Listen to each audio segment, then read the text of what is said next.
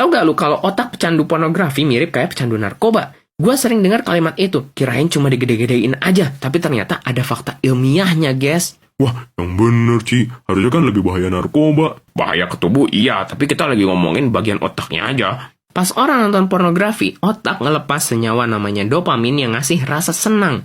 Tapi ini bukan dopamin biasa. Dopamin yang dilepas menunjukkan angka 350 poin. Lonjakannya sangat tinggi dan setara dengan narkoba. Yang lebih bahaya lagi, kalau dilakukan terus-menerus, akan menyebabkan down regulasi reseptor dopamin. Artinya, otak butuh stimulan yang lebih kuat buat dapetin efek yang sama. Ini namanya toleransi, persis banget sama pecandu narkoba. Penelitian oleh National Center of Biotechnology Information menunjukkan kalau pornografi mengaktifkan jalur mesolimbik dopamin yang sama kayak obat-obatan terlarang. Otak bagian prefrontal cortex mengalami kondisi hypofrontality. Hypofrontality. Kalau hipopotamus mah gue tahu sih, bre. Singkatnya gini, bayangin lu lagi di jalan tol naik mobil. Mobil depan tiba-tiba mentah dan lu nginjek rem. Tapi sayangnya mobil lu gak berhenti sama sekali. Rem lu gak berfungsi. Itulah kondisi otak dengan hypofrontality.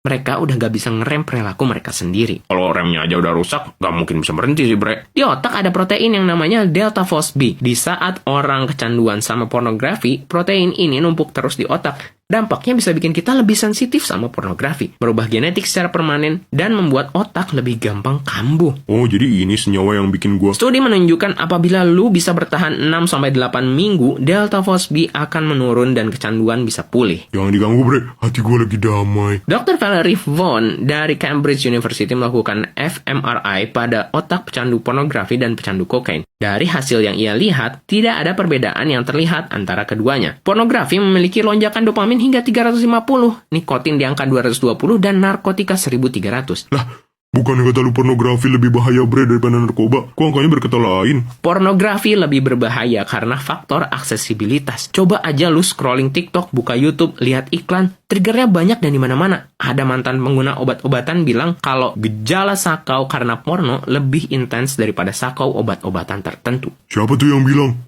Bukan gua, kocak. Bahayanya gak main-main, bre. Kalau dilakuin jangka panjang bisa menyebabkan pengurangan volume otak, kerusakan jalur neural, atrofi materi abu-abu, waktu reaksi lebih lambat, akurasi menurun pada tes kognitif, dan skor depresi yang meningkat. Ada fenomena namanya Coolidge Effect. Pecandu selalu nyari materi yang lebih ekstrim. Otak primitif kita dirancang untuk mencari novelty, dan sayangnya internet memberikan akses luas dalam mencarinya. Jadi internet yang salah? Gak gitu juga, bre. Pada akhirnya kita lah yang memilih konten apa yang mau kita konsumsi. Kabar baiknya, semua dampak negatif pada otak bisa pulih kembali, asalkan lu bisa menahan dan merubah perilaku di internet. Butuh waktu berminggu-minggu hingga berbulan-bulan untuk pulih dengan penuh. Ada beberapa strategi praktis yang bisa kalian coba. Cognitive Behavioral Therapy. Terapi paling efektif dalam mengubah pola pikir dan perilaku adiktif.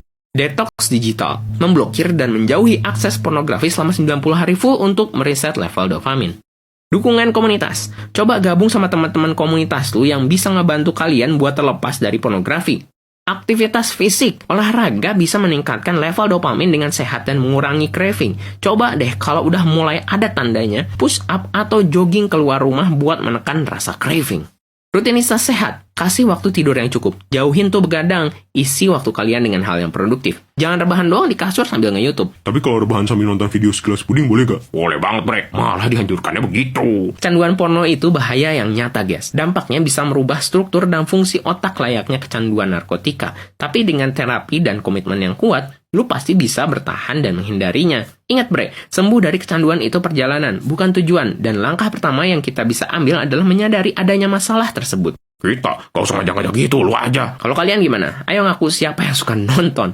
Coba tulis juga pendapat kalian tentang topik ini. Kalau informasi ini bermanfaat dan membantu kalian, jangan lupa like, follow, subscribe, dan share ke teman-teman kalian yang juga membutuhkan.